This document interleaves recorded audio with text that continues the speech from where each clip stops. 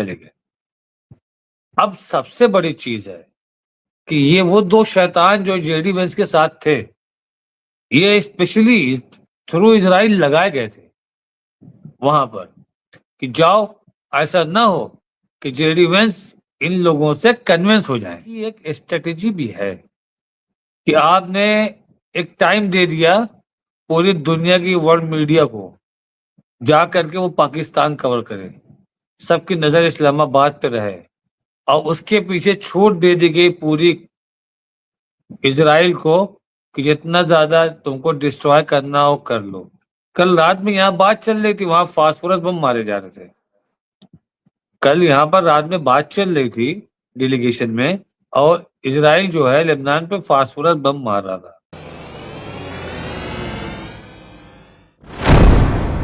بالکل بالکل، اور اس پہ نظر ہماری بنی رہے گی. اور چونکہ بہت امپورٹنٹ ٹاک تھی، ہر کوئی آج کی تاریخ میں چاہتا ہے کہ جنگ نہ ہو، جنگ اسکلیٹ نہ کرے، بلکہ جنگ کو کسی طریقے سے روکا جائے، کیونکہ اگر جنگ ہوتی ہے تو کرائسس پوری دنیا میں بڑھ جائے گی. تو اور اس کی وجہ صرف اسٹریٹ آف ہرمز نہیں ہے، بلکہ ظاہر سی بات ہے کہ جب جنگ ہوگی تو بہت ساری پرابلمس ہوتی ہیں. تو اب بہرحال اچھا، اب سعودی عرب، مڈل ایسٹ پورا خوش تھا اس بات سے کہ جنگ بندی ہو جائے گی. اس نے سعودی عربیہ نے تو کل رپورٹ آ گئی تھی کہ پاکستان کا جو قرض ہے وہ بھی معاف کر دے گا، معاف کروانے کے لیے پیسے دیں گے. کافی جو ہے تو اس طرح کی چیزیں سامنے آ رہی تھی. مطلب اچھی رپورٹ کل تک تھی، لیکن یہ اچانک کیا ہو گیا راشد رضوی صاحب؟ 21 گھنٹے کافی جو ہے ہلچل رہی، اور بات چیت کو لے کر کے ہوگی نہیں ہوگی، پہلے تو یہ نہیں طے ہو رہا تھا، لیکن پھر طے ہوا کہ نہیں، بات چیت تو ہوگی. بات چیت شروع بھی ہو گئی، بڑا اچھا پازیٹیو رہا. لیکن آج بنجامن نیتن یاہو کی کورٹ میں سنوائی بھی تھی، اور سنوائی کو کی وجہ سے اگر دیکھیں تو جو مڈل ایسٹ میں جس طرح سے جنگ بندی ہونی چاہیے تھی وہ ہوئی بھی نہیں. تو کل ملا کر کے کیا اس کے پیچھے کیا ناکامی کی وجہ؟ کیونکہ دیکھیے باتیں تو دونوں کی بہت کلیئر تھی، بہت واضح تھی کہ امریکہ کیا چاہتا ہے اور ایران کیا چاہتا ہے. یہ ایسا نہیں ہے کہ ڈھکا چھپا رہا ہے، تو بہت کلیئر تھا. دوسرا جو بہت امپورٹنٹ راشد صاحب، مناب اسکول کی بچیوں کا ذکر ہوتا ہے، ہم نے وہ جہاز بھی دیکھا کہ جس میں بچیوں کی تصویریں لگا رکھی ہیں. لیکن اس پورے اس میں آیت اللہ سید علی خامنائی جو سپریم لیڈر تھے کہ جنہیں شہید کیا گیا، ان کا کہیں کوئی ذکر نہیں آیا، کہیں کوئی بات نہیں ہوئی. تو نہ تو تدفین کی، نہ کہ بھائی اب یہ بات چیت کے بعد کوئی تیاری یا اس طریقے کا کسی طرح کی ہلچل. تو پھر وہی ڈاؤٹ کریٹ ہو رہا. حالانکہ اب تو چیلم کے بھی 40 دن پورے ہونے کے بعد بھی تقریبات منعقد ہو رہی ہیں. آج ایران کلچر ہاؤس دلی میں بھی ایک بڑی تقریب کا انعقاد کیا جا رہا ہے شام 7 بجے. تو اس طرح کی تیاریاں بھی ہو رہی، لیکن اس پوری اس میں کہیں کوئی ذکر نہیں آیا. خیر میں یہ نہیں کہہ رہا ہوں کہ اور کچھ، لیکن بہرحال ان کا بھی ذکر ہونا چاہیے تھا. کیا کیسے دیکھتے ہیں، کیا آبزرویشن آپ کی ہے اگر پورے 21 گھنٹے کو دیکھیں اور پھر واپسی تک، اور اب کیا ہوگا اس پہ تو خیر ہم پھر سے کر لیں گے، لیکن ابھی ہمیں پورا جو ہے تھوڑا سے. جی راشد صاحب. جی ممتاز بھائی، دیکھیے 3 بجے رات تک سب کچھ نارمل چل رہا تھا. اچانک 3 بجے ڈونلڈ ٹرمپ کا فون آتا ہے جے ڈی وینس کے پاس، وہیں سے چیزیں پیک ہونے لگتی ہیں. یہ وہاں کے پاکستان کے ریسورسز بتا رہے ہیں کہ 3 بجے ڈونلڈ ٹرمپ کا فون آتا ہے، جبکہ اس کے آدھا گھنٹہ بجے 2:30 بجے جے ڈی وینس نے بات کیا ڈونلڈ ٹرمپ سے. اپڈیٹ ہر آدھے گھنٹے 1 گھنٹے میں اپڈیٹ مل رہا تھا. وہاں بات میسج دے رہے تھے، وہاں سے میسج آ رہے تھے. تو ممتاز بھائی 3 بجے فون آتا ہے، چیزیں بالکل بریک ہو جاتی ہیں، وہیں روک دی جاتی کہ نہیں. ایک 2 پوائنٹ رکھا جاتا ہے، صرف 2 پوائنٹ. اب وہ 2 پوائنٹ رہتا ہے یہ کہ ہرمز کھول رہے ہو کہ نہیں، اور اپنا یورینیم انریچمنٹ کا پروگرام، نیوکلیئر پروگرام پورا بند کر رہے ہو کہ نہیں. بس 2 پوائنٹ بات کرو، بات ختم. تو یہ اتنی زبردست طریقے سے جو 3 بجے کے بعد رخ چینج ہوا ہے، اس کا مطلب کیا ہوا؟ اور شام کو 7 بجے ڈونلڈ ٹرمپ بولتے ہیں کہ ہرموز تو میں کھلوا ہی لوں گا چاہے اس کے لیے کچھ بھی کرنا پڑے. اس کا مطلب یہ ہے کہ کچھ بہترین آئیڈیا ان کو ملا ہے. جس طرح سے ان کو بہترین آئیڈیا ایران کے رجیم کو چینج کرنے والا ملا تھا، ویسے ہی کوئی ان کو ایک بہترین آئیڈیا کسی نے دے دیا کہ ہرموز تو کھل جائے گا، اب آپ بات چیت بند کرواؤ. اور جو شہباز شریف نے ٹویٹ کیا تھا ایران کی 10 ڈیمانڈ، ہم بھی مانتے ہیں کہ 10 ڈیمانڈ پوری نہیں ہوتی. ہم کو بھی امید تھی کہ 3 ڈیمانڈ ایسی ہوگی جس کے اوپر شروعاتی دور میں بات چیت ہو جائے گی اور بعد میں ساتھ میں بیٹھ کر کے جوائنٹلی فوٹو سیشن ہو جائے گا، اور جو ان کا آفر رہے گا اس آفر کو سامنے دکھایا جائے گا کہ ہاں ان 3 مدوں پر ہم لوگوں کی سہمتی ہو گئی ہے. لیکن ممتاز بھائی 3 بجتے ہی سب کچھ ختم، زیرو. اب ان کو کون آئیڈیا دیا؟ یا یہودی لابی ان پہ حاوی تھی کہ نہیں ایسا مت کرو، ایسا مت کرو، ایسا مت کرو. اور یہ ان کی ایک اسٹریٹجی بھی ہے کہ آپ نے ایک ٹائم دے دیا پوری دنیا کی ورلڈ میڈیا کو جا کر کے وہ پاکستان کور کرے، سب کی نظر اسلام آباد پہ رہے، اور اس کے پیچھے چھوٹ دے دی گئی پوری اسرائیل کو کہ جتنا زیادہ تم کو ڈسٹروائے کرنا ہو کر لو. کل رات میں یہاں بات چل رہی تھی، وہاں فاسفورس بم مارے جا رہے تھے. کل یہاں پر رات میں بات چل رہی تھی ڈیلیگیشن میں، اور اسرائیل جو ہے لبنان پہ فاسفورس بم مار رہا تھا. ایک بڑا اٹیک حماس پہ ہوا ہے، غزہ پہ ہوا ہے. تو ایسا نہیں ہے کہ یہ جو سب چل رہا ہے یہ دنیا دیکھ نہیں رہی ہے، دنیا کی نظر ہے. ممتاز بھائی اسلام آباد کو کور کرنے کے لیے پوری دنیا کے جرنلسٹ آئے تھے، پوری دنیا کے جرنلسٹ، ایک نظر لگی ہوئی. ایسا نہیں ہے کہ یہ آپ کا یوکرین اور رشیا وار ہے، یہ ایک ایسی وار ہے جس سے لوگوں کی نوکریاں وابستہ ہیں، کتنے لوگوں کی جاب چلی گئی ہیں. لگے گا کہ ہرموز کھلے گا تو چیزیں اور بہتر ہوں گی. لوگوں کے چولہے ڈسٹرب ہو رہے ہیں، لوگوں کی بزنس ڈسٹرب ہو رہے ہیں. ایسا نہیں کہ سب کچھ بہت آسان ہے. یہ آپ سوچیں جو شپ کھڑے ہوئے ہیں ان کے پاس کتنا سامان رہا ہوگا کھانے پینے کا، یا کتنا پیسہ رہا ہوگا کہ وہ 40 دن سے ادھر ہرموز میں پھنسے ہوئے ہیں، نہ ادھر آ سکتے ہیں نہ ادھر جا سکتے ہیں. وہ جو وہاں پر ایک شپ پہ کم سے کم 200 لوگ رہتے ہیں، کوئی 10-20 کا اسٹاف نہیں ہے کہ کوئی ٹرک جا رہی ہے تو 4 لوگ جا رہے ہیں اس پہ بیٹھ کے. کم سے کم 200 کا اسٹاف رہتا ہے اس میں. وہ سب پریشان ہیں، تو اور ان کے گھر والے الگ پریشان ہیں. یہ دیگر کئی ملکوں کی بات ہے، صرف انڈیا کی بات نہیں کر رہے ہیں.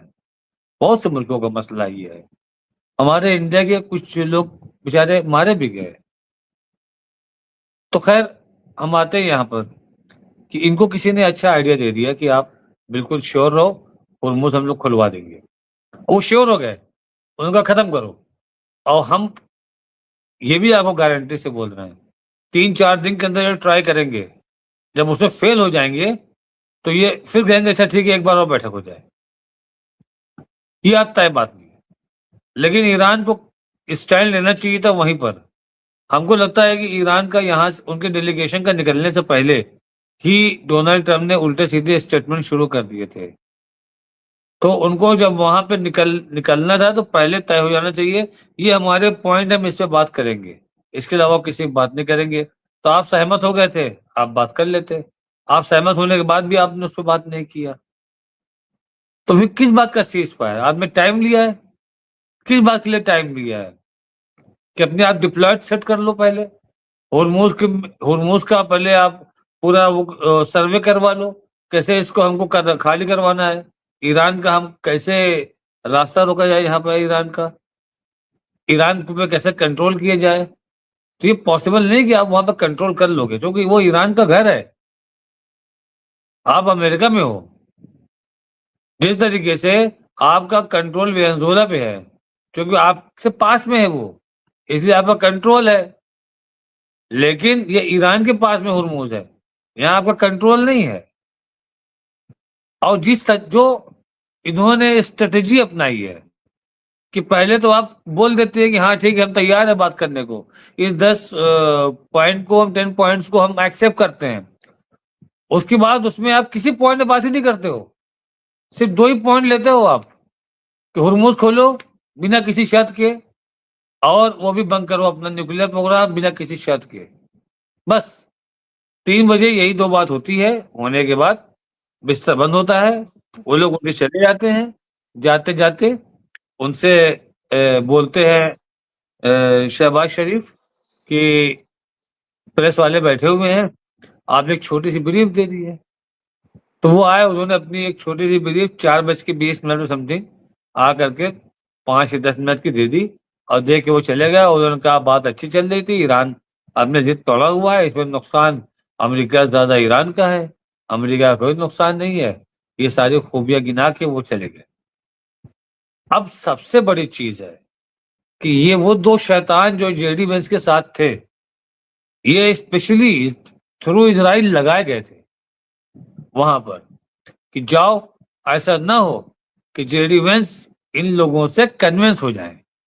ایک کا نام کشنر جو ڈونلڈ ٹرمپ کو داماد ہے، اور ایک بٹکوف جو ان کا دارو والا دوست ہے، بیٹھ کے شراب پیتے ہیں، ساتھ میں گولف کھیلتے ہیں۔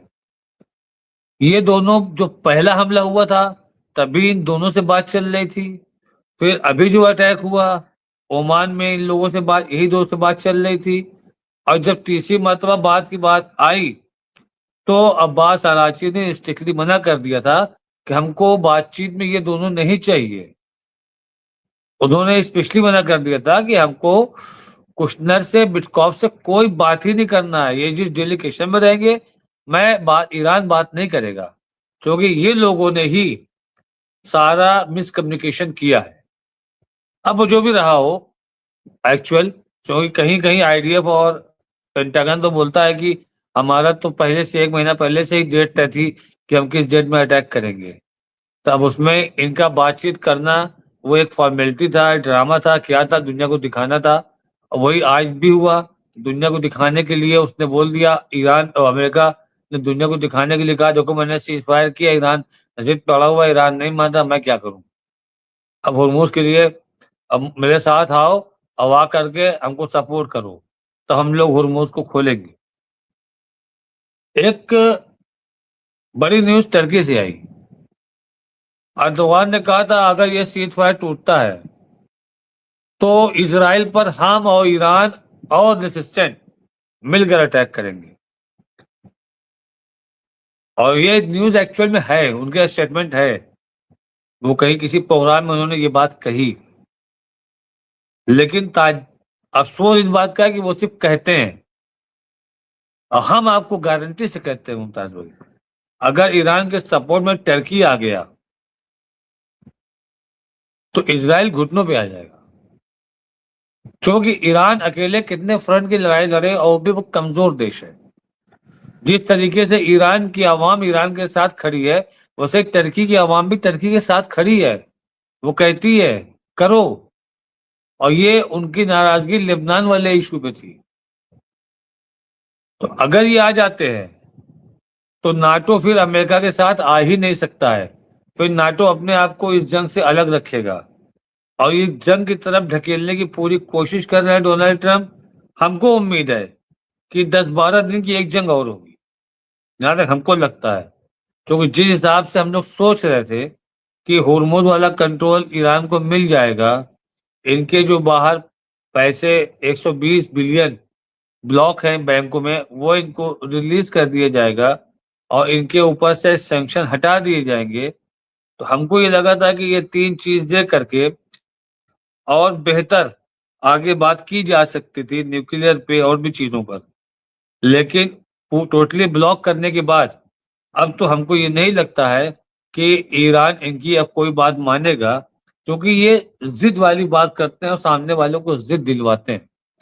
ایک مرتبہ ایران نے کہا ہم نیوکلیئر بم نہیں بنائیں گے، اب اسی پہ تم اڑے ہوئے ہو کہ تم اپنا یہ کام کرو، ساری اپنی پلانٹ ڈسٹروائے کرو۔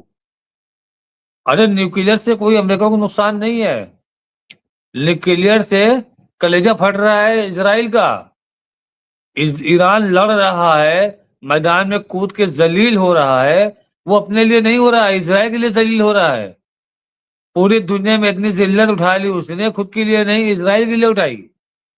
آج بھی اس کا یہ اسرائیل والا ایجنڈا ساتھ میں چل رہا تھا، اور ایران نے 2 ہی ایجنڈے پہلے سامنے رکھے تھے کہ ہمارے فنڈ ریلیز کرو، لبنان کی وار روکو، اور لبنان وار پہ 3 بجے کے بعد کوئی بات ہی نہیں ہوئی، کہا کہ لبنان سے کوئی مطلب نہیں ہے۔ تو ہم کو تو اس سے اتنی بات سمجھ میں آئی ممتاز بھائی، ایران نے جب 10 پوائنٹ لکھ کے دے دیا تھا، اس میں 6 نمبر پہ یہ لکھا ہوا تھا لبنان، غزہ، یمن، اسرائیل سب کے ساتھ سیز فائر ہوگا، وہ لکھا تھا 6 نمبر پوائنٹ نمبر 6 پہ۔ لیکن اس کے بعد جب انہوں نے کہہ دیا کہ اس میں لبنان نہیں ہے تو ایران کو فوراً ایکشن میں آنا چاہیے۔